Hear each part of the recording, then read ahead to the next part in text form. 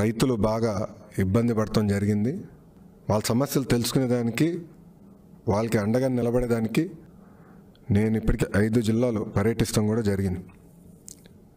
కరెక్ట్గా పంట చేతికి వచ్చే సమయంలో, అంటే ఒక 15-20 రోజుల్లో చేతికి వచ్చే సమయంలో నీళ్ళు పాలయ్యి చివరిగా రైతులకి కన్నీరు మిగిలింది.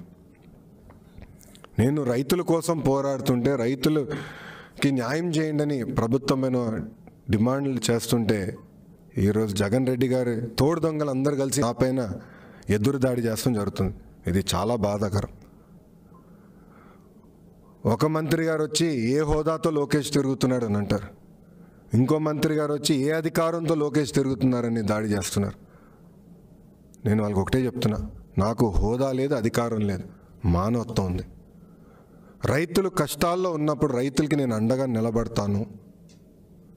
రైతులు కష్టాల్లో ఉన్నప్పుడు వాళ్ళని ఆదుకోవాల్సిన అవసరం మీపైన బాధ్యత ఉంది. మీరు అధికారంలో ఉండి, మీకు అధికారం ఉంది, మీరు ఆదుకునే పరిస్థితిలో ఈరోజు తెలుగుదేశం పార్టీ మేము ముందరికెళ్తున్నాం. ఈరోజు నేను పొలాల్లో దిగితే ఒక మంత్రి గారు నన్ను ఎద్దు అంటాడు. మళ్ళీ గాల్లో తిరిగే ముఖ్యమంత్రిని ఏమనాలి? దున్నపోతనాలా అని అడుగుతున్న ఆ మంత్రి గారు. వాళ్ళు సమాధానం చెప్పాలి ఈ విషయంలో.